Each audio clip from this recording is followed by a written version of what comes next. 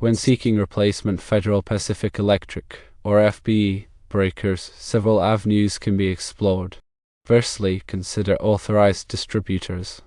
Eaton offers a range of electrical products on their website eaton.com/us/distribution/customer-service/where to buy. HTML provides information on where to purchase their products. Siemens is another reputable manufacturer of electrical equipment.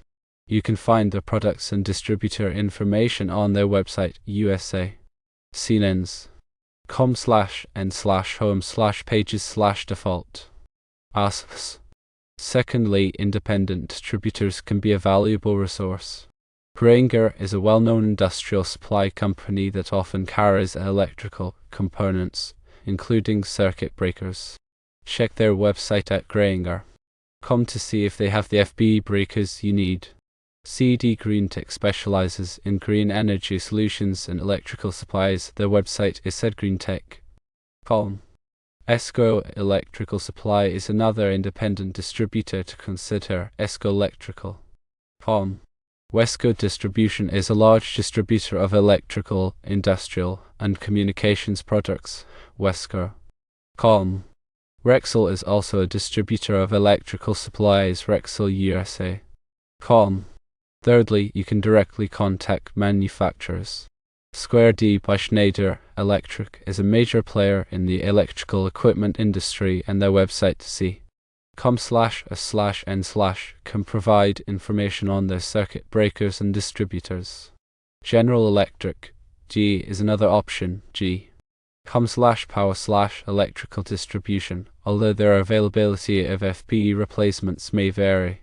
Cooper Busman Busman.com specializes in circuit protection devices, including fuses and breakers. It's crucial to contact the distributor or manufacturer to confirm availability and lead times, as these can fluctuate. Obtaining a replacement breaker from the same manufacturer and model as the failed one is recommended to ensure compatibility and proper functioning. Always refer to the manufacturer's instructions for correct installation and safety procedures. When dealing with electrical systems, safety should be the top priority. If you're not comfortable working with electricity, it's best to consult a qualified electrician. Circuit breakers are essential components that protect electrical circuits from overcurrents and short circuits.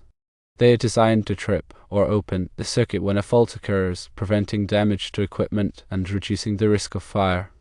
FPE breakers, in particular, have been the subject of some controversy regarding their reliability.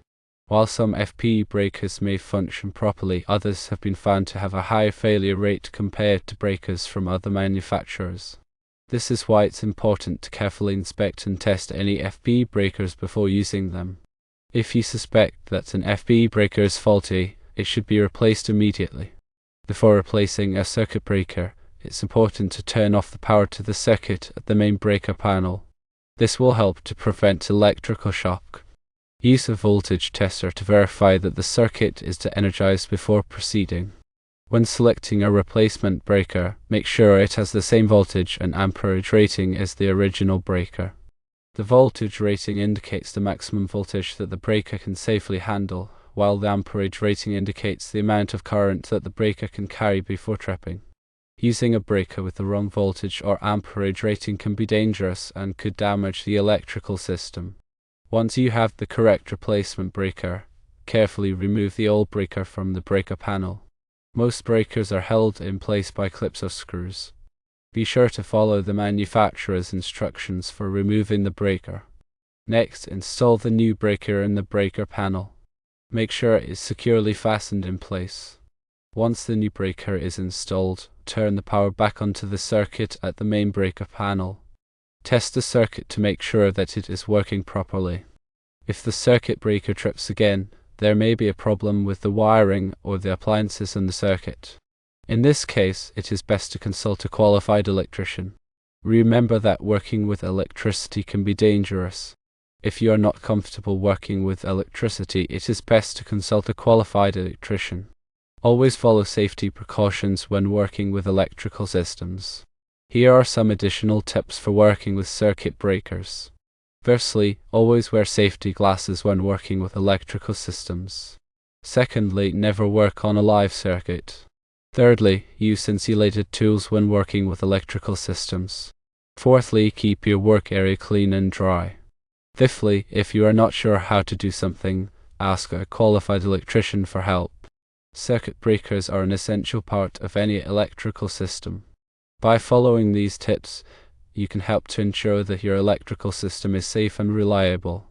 Always check with local and national electrical codes for safety regulations. Some of the electrical codes include the National Electrical Code, NEC, which is a widely adopted standard for safe electrical installations. The NEC provides guidelines and requirements for electrical wiring, overcurrent protection, grounding, and other aspects of electrical systems. States, counties, and cities also adopt additional electrical codes and requirements. Article 240.4 D of the NEC addresses the protection of small conductors.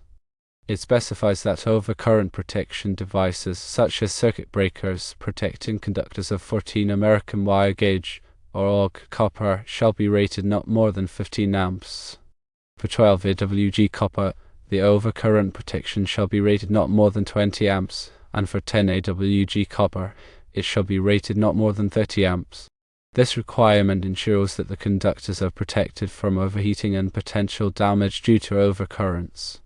NEC Table 310.15 B16 provides ampacity ratings for conductors based on their insulation type and temperature rating. Ampacity refers to the maximum current, in amps, that a conductor can carry continuously under specific conditions without exceeding its temperature rating. It's crucial to select conductors with ampacity ratings suitable for the intended application to prevent overheating and ensure safe operation. The NEC also covers requirements for ground fault circuit interrupters, or GFCIs. GFCIs are designed to protect people from electric shock by detecting ground faults and quickly interrupting the circuit. GFCI protection is required in areas where there is a high risk of electric shock, such as bathrooms, kitchens, and outdoor locations. Article 210.8 of the NEC specifies the locations where GFCI protection is required. Arc fault circuit interrupters, or FCIs, are another type of protective device that detects arc faults and interrupts the circuit. Arc faults are dangerous electrical faults that can cause fires. FCI protection is required in many areas of the home, particularly in bedrooms. The NEC specifies the requirements for FCI protection in Article 210.12. Surge protective devices, or SPDs, are used to protect electrical equipment from voltage surges caused by lightning strikes or other events. SPD are installed at the service entrance or at the equipment being protected. The NEC provides requirements for SPD in Article 285. Bonding and grounding are essential for electrical safety. Bonding refers to the connection of metallic parts of an electrical system to create a low impedance path for fault currents. Grounding refers to the connection of the electrical system to the earth. Bonding and grounding help to prevent electric shock and reduce the risk of fire. The NEC provides detailed requirements for bonding and grounding in Article 250. When working on electrical panels, it's important to maintain proper working clearances. Working clearances are the unobstructed spaces around electrical equipment that allow for safe access and operation. The NEC specifies the required working clearances in Article 110.26. Electrical enclosures are used to protect electrical equipment from the environment and to prevent accidental contact with energized parts. Enclosures are rated based on their ability to protect against various environmental conditions such as water, dust, and corrosion. The NEC provides requirements for enclosures in Article 312 and Article 314. Electrical wiring methods refer to the ways in which electrical conductors are installed and supported. Common wiring methods include conduit, cable, and wireways. The NEC provides detailed requirements for each wiring method in Chapter 3. Conductors must be properly identified and labeled to ensure safe and correct connections. The NEC provides requirements for conductor identification in Article 200 and Article 210. Overcurrent protection devices, such as circuit breakers and fuses, must be readily accessible so that they can be easily reset or replaced. The NEC provides requirements for the accessibility of overcurrent protection devices in Article 240.24. Electrical equipment must be properly maintained to ensure safe and reliable operation.